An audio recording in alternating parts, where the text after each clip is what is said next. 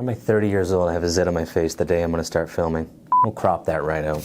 All right, let's do this. Welcome to Fraud Squad. This is a new YouTube channel we're starting. Everybody told me that if you want a YouTube channel, you have to get a neon sign. So we have the neon sign, and I'm assuming everything else is just gonna fall into place. This is a YouTube channel that we are creating basically to inform people, educate people in an entertaining way. I know it's got to be entertainment first and then like slip in some education there, because that's just the way my brain works. The whole purpose of this channel is to educate people on the type of fraud and scams that are going on currently and in the past. And the idea behind this basically is if we make you more educated and you kind of know the steps of the scams and what's going on, you know what to look for, you're gonna save yourself some money. There's literally billions of dollars every single year that is lost to online scams and fraud, and we want to educate people and protect you in an entertaining way. We understand it's gotta be entertaining, so we're gonna be entertainment first and slip in a little bit of education there in the bottom, because that's just the way the world is. So in this video, very high level overview of the top 10 most popular online scams, what they are, how many people they affect typically if we have some stats, and then how,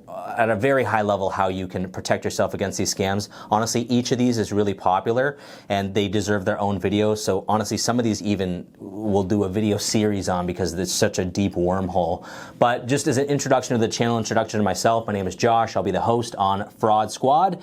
We're gonna go over the top 10 most popular scams online right now. So let's just get into it.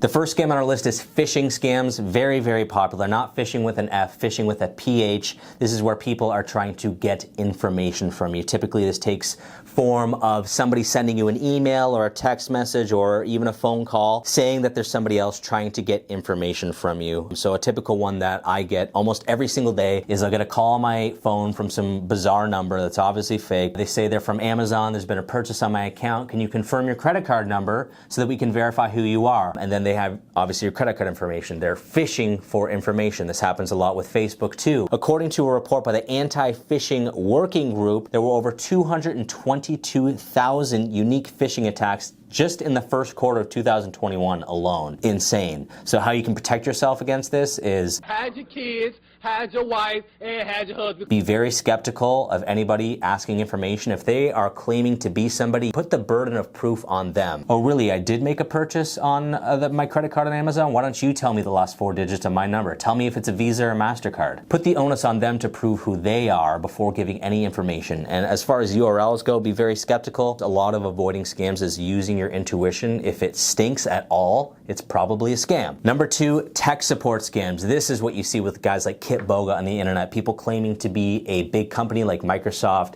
Apple, Amazon, any big tech company offering tech support. A lot of the times what they'll have you do is to offer that tech support, they'll have you install some sort of software that can actually remotely control your computer, and then they have full access to your computer, so then they log into your bank account, they steal your credit card. According to the Federal Trade Commission, support scams cost consumers $55 million in just 2020, which is crazy. To avoid falling victim to this, again, put the onus on them. Make sure if you do need tech support, go to Apple's website, chat with them, get a direct phone number, make sure you are calling their number. Tech support scams start out with an email that you click, and then they realize that you click it, then they get your information that way, then they call you directly. If you need tech support, make sure to use a reputable company. Again, use your intuition. If anything looks off or stinks, it probably because it's fake. That is one big pile of shit. Scam number 3, online dating scams. This is huge. This is taking advantage of people that are lonely. I love you.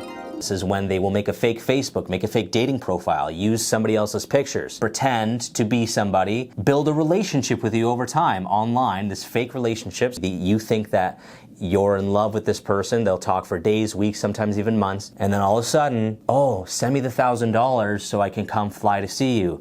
You guys carrying any bills or anything I could hook me up with until the next paycheck?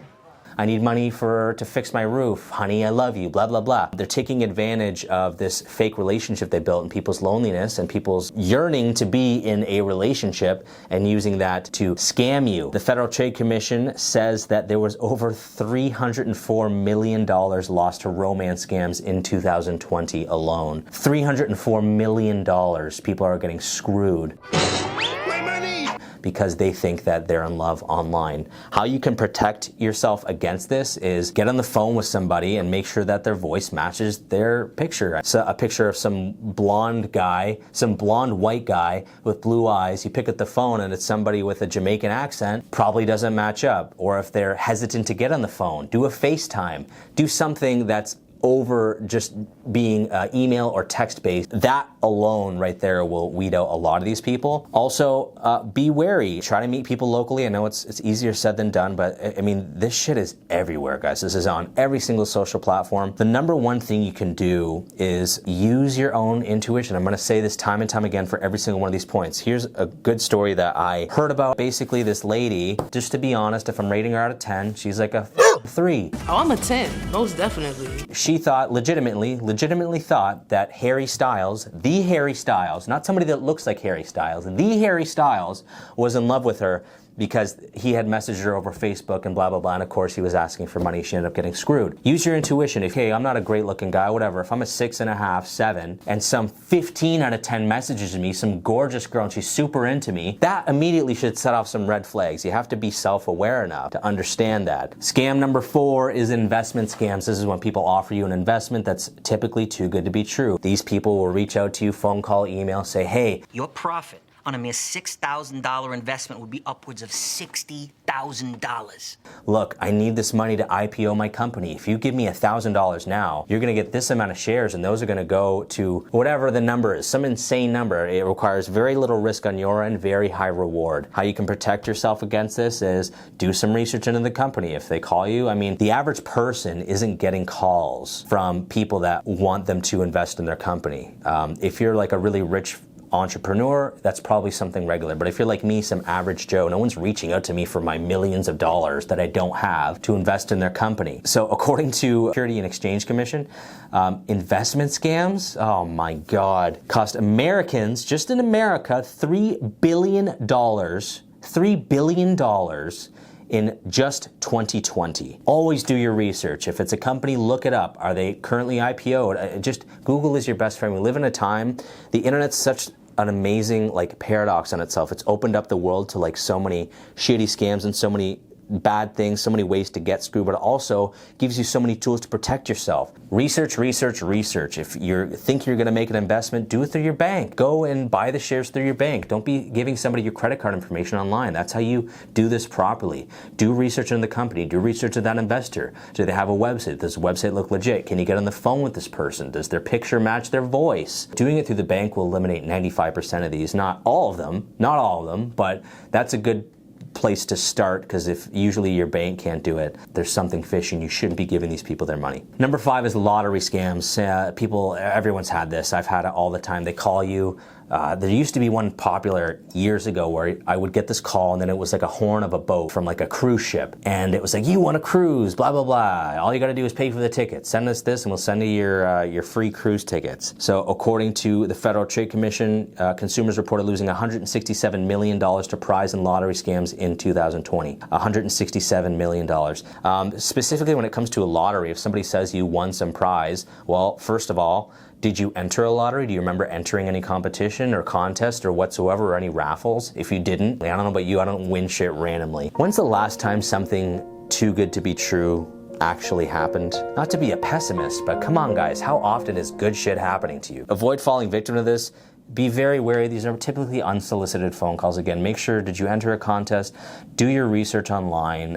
Research the company. Make sure they have a legitimate website. Make sure they have a legitimate phone number. Get somebody on the phone. Have you call them. If they say that they're from a company, look up that company. It might be a legitimate website, but they could still be faking that they work there. Find their number on their website and then give them a call back. Say, hey, I got to call you back. I need 2 minutes. Call that number, and if nobody answers, if they can't give you a direct line using that number, it's probably a scam. Number 6, this is still kind of in the realm of like romance scams, where I think it's particularly scummy to do, and this is charity scams, and this just happens all the time. This is, hi, we're calling from whatever, the Diabetic Foundation. Would you like to donate $1,000 to little Billy to get him a new pancreas, whatever it is. They usually have some sort of sob story, and you're appealing to people's sympathy. You're taking advantage of people's sympathy and robbing them blind, donating to a charity. How you can avoid this is, again, How do they get in contact with you? Do your research online. Find out if they're a legit charity. Make sure the numbers match. Avoid giving your credit card information online or over the phone in any situation. Just make sure to do your research. Make sure it's a legitimate charity, something that's old. If it's a new charity, be wary. Not that all new charities are bad, but again, just these are red flags I'm listing. If somebody's soliciting a call to you, that I would say, look, I'm going to call you back in a week. If you say you're from this charity, I'll call you back in a week. Okay, at the number that's listed on your website, and then we'll talk then, and then I'll donate if you really want to donate. Number 7 is employment scams. This is where people offer you a really good job, and then obviously they're fishing for some type of money. Be like, hey, we're going to offer you this job. It's going to be tons of money. Le voy a dar $1,000,000.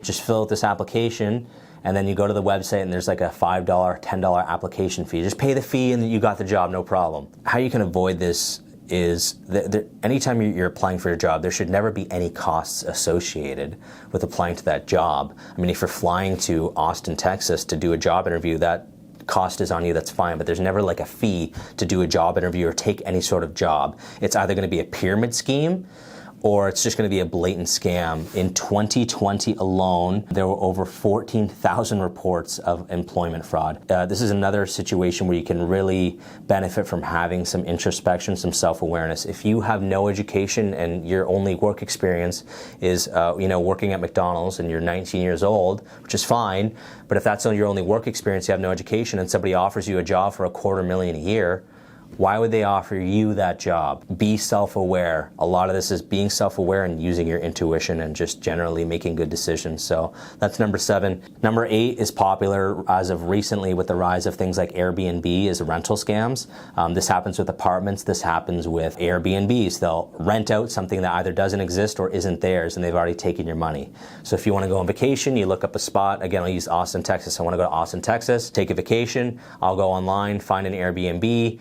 Or a lot of the times this happens through email. They say, hey, we got a great deal on an Airbnb, click this link and book it right now. And it's actually not the real Airbnb. It's some other website that looks like Airbnb. And then you go and you pay the money and it's a really good deal. And you go there and you show up and either the property doesn't exist or they don't own it or it's just a blatant scam. You'll knock on the door, say, hey, I'm here to get my Airbnb. And it's somebody's house. Happens a lot. Happens with apartments too. Typically people that are moving cities, houses and apartments, they do some research. Hey, I want to move to I want to move to Nashville, Tennessee to work and whatever, that's where I want to live. So I'll go on Google, type in apartments for rent, and I'll find a website. And sometimes the problem with this is that sometimes scammers infiltrate legitimate websites. There might be a legitimate real estate website. This even happened on Airbnb. I think they've done things to mitigate this as far as I'm concerned in recent years, but this would happen on the actual Airbnb site. People would make these fake places, and even through the legitimate Airbnb site, they're still getting screwed. Make sure that you take a look at the property if you can. Make sure you're dealing with a legitimate website and resource. Try to get somebody on the phone. If you're making a big decision like moving cities, just really do your research, and it might even be worth a trip to go see the place beforehand and talk to an actual realtor. Number 9 is travel scams. Again, this kind of falls in the same bucket as like lottery scams. I know I used that example with the cruise ship, but travel scams, a lot of these are too good to be true. If they offer you a vacation deal that's too good to be true, it probably is. They basically offer you a deal that's amazing. You can go to Disney for $500 with your flights included, the premium package, the booze package, whatever it is. It's too good to be true, it probably is. Apparently, according to the Federal Trade Commission, in 2020 alone, there was $77 million lost to travel scams. And that's in a year where people weren't traveling. That's very interesting. That's just in 2020. $77 million at the height of COVID for travel scams is insane to me. Make sure to do your research. Talk to a travel agent if they still exist. I wouldn't do that. Just make sure you do all your booking through legitimate resources. If you want to book Disney, go to the Disney website. Don't do it from some sketchy email you clicked on. Make sure all your links are good. Make sure the place exists. Kind of, again, a lot of the same stuff. Use your intuition and use Google. It's your best tool to avoid these types of scams. Scam number 10 is social media scams. This is very general, but a lot of us have had this where you get a message from your friend. It's like, hey, I'm stuck here and I need $100 for gas. What's actually happened is someone's hacked their Facebook and then they're messaging people soliciting money. Social media scams is a very broad term. There's all kinds of hacking and fraud that goes along with social media. But that one specifically is, you know, they'll get your Facebook using some sort of phishing scam, and then they will solicit your friend's post on your behalf, pretending to be you, kind of stealing your identity, and then ask people for money. A really easy way to avoid this is have two-factor authentication. Make sure if you have a phone number, which pretty much everybody does, make sure you have 2FA enabled. I probably once a month will get some sort of email or text saying, hey, somebody just tried to log into your Facebook in whatever, Guatemala, wherever the hell it is. And I'm like, oh, thank God I have 2FA on, because then I get texted the code, and you guys know how that works.